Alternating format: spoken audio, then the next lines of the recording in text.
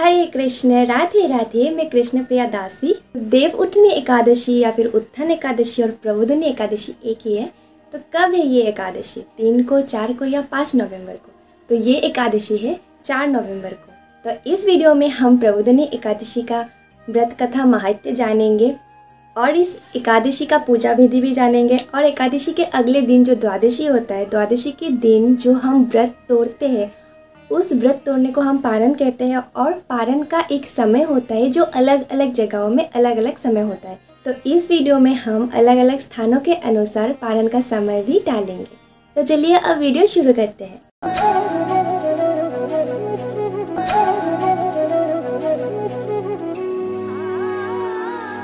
महाराज युधिष्ठिर श्री कृष्ण से पूछते हैं कि हे माधव, कार्तिक मास के शुक्ल पक्ष में जो एकादशी आता है उसका नाम क्या है और इस एकादशी का महात्म्य आप कृपया वर्णन करें।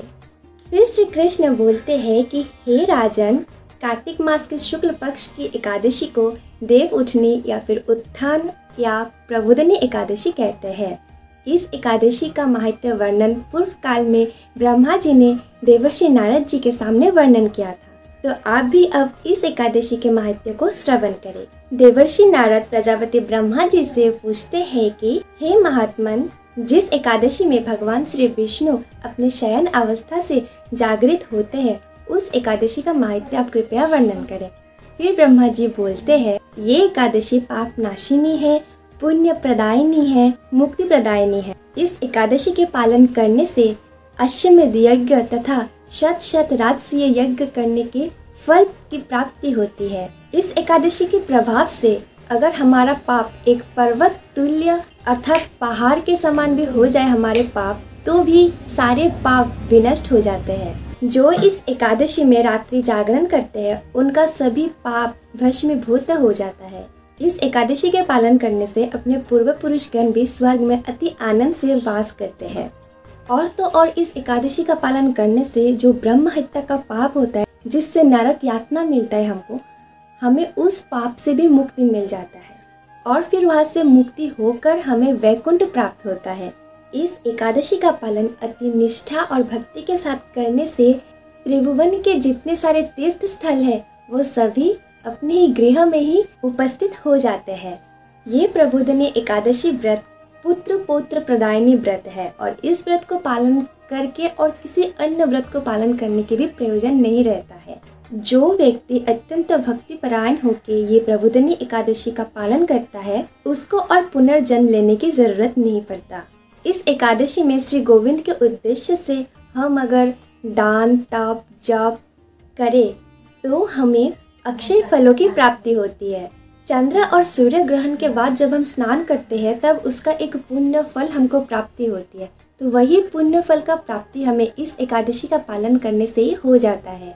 इस एकादशी के दिन तथा कार्तिक मास में भगवान का हमें जितना ज़्यादा हो सके उतना ज़्यादा कीर्तन करना चाहिए, हरि गुणगान करना चाहिए, श्रीमद् भागवत गीता और श्रीमद् भागवत पुराण का पठन करना चाहिए, जिससे हमें शत गो दानों का फल प्राप्ति होती है। अगर कार्तिक मास में कोई भी हरि कथा श्रवण करते हैं तो उनका शत कुलों का उद्धार हो जाता है। मतलब 1-2 नहीं, शत कुलों का उद्धार हो जाता है। तो इसलिए आप भी हरि कथा का श्रवण करिए और जितना हो सके भगवत गीता और श्रीमद् भागवत पुराण का पठन करिए। इस कार्तिक मास में हम अगर श्री हरि के चरण में, श्री कृष्ण के चरण में तुलसी पत्र के साथ तुलसी का जो मंजरी होता है उसको भी अर्पित करते हैं तो हमारे जन्मों जन्मांतर के पाप भी विनष्ट हो जाता है। और ब्रह्मा जी नारद जी को बोलते हैं कि हे पुत्र, बहुत तरीकों के जितने भी सुगंधित फूल होते हैं उनसे जब श्री हरि की पूजा अर्चना किया जाता है और उससे जो फल की प्राप्ति होती है, उस फल की प्राप्ति कार्तिक मास में श्री हरि विष्णु या फिर श्री कृष्ण के चरण कमलों पर केवल एक तुलसी पत्र और उसके मंजरी अर्पण करने से मिल जाता है। तो इसलिए आप भी इस एकादशी को बिल्कुल मत छोड़ना। इस एकादशी का पालन बहुत ही निष्ठापूर्वक आप करिए, क्योंकि इस एकादशी का बहुत सारा महत्व है। तो अब हम जानेंगे कि इस एकादशी को हमें कैसे पालन करना है। एकादशी के पहले दिन हमको प्योर वेज खाना होता है। मतलब 3 दिन हमें प्योर वेज खाना होता है, एकादशी के पहले दिन, एकादशी के दिन और द्वादशी के दिन। उसके बाद एकादशी के दिन हमें सुबह जल्दी उठकर नहा धो के एकादशी का संकल्प मंत्र लेना होता है, जो मैं ये स्क्रीन पर दे दूँगी। उसके बाद अगर आप बिल्कुल भी कुछ खाए बिना नहीं रह सकते हो तो आप अन्न के अलावा बाकी जो फल होते हैं, ड्राई फ्रूट्स भी होते हैं, वो भी ले सकते हो, दूध भी ले सकते हो, ये सब आप ले सकते हो। और उस दिन जितना ज़्यादा हो सके आप चैंटिंग करिए, हरे कृष्ण महामंत्र का जप करिए जितना ज़्यादा हो सके, और श्रीमद् भागवत पुराण का पाठ करिए, श्री कृष्ण लीला हरि कथा का श्रवण करिए और भागवत गीता का भी पाठ करिए।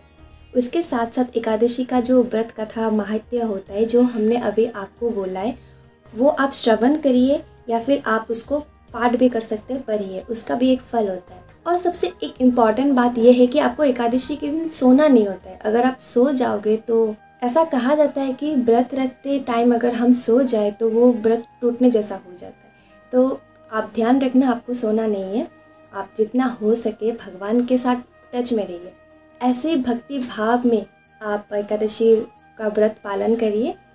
और उसके बाद द्वादशी के दिन आप ये है पारण का मंत्र जिसे आप बोल के भगवान के सामने व्रत को तोड़िए। और व्रत आप ऐसे ही मत कुछ भी खाकर मत तोड़ना, आप भगवान को भोग लगाना, उसके बाद वो ग्रहण करके व्रत को तोड़िए। तो अभी मैं यहाँ पे दे रही हूँ एकादशी का पारण का समय अलग अलग जगहों का, आप देख लीजिए।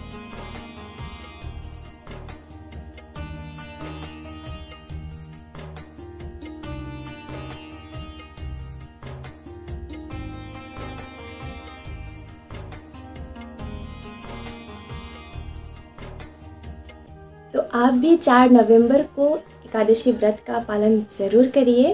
तो आशा करती हूँ कि आज का वीडियो आपको अच्छा लगा होगा। तो अच्छा लगा है तो एक लाइक ज़रूर कर देना और इस वीडियो को शेयर भी ज़रूर कर देना और इस दासी के चैनल को सब्सक्राइब करना बिल्कुल मत भूलना। तो मिलते हैं नेक्स्ट वीडियो में। हरे कृष्ण, राधे राधे, और चैंटिंग ज़रूर से करना।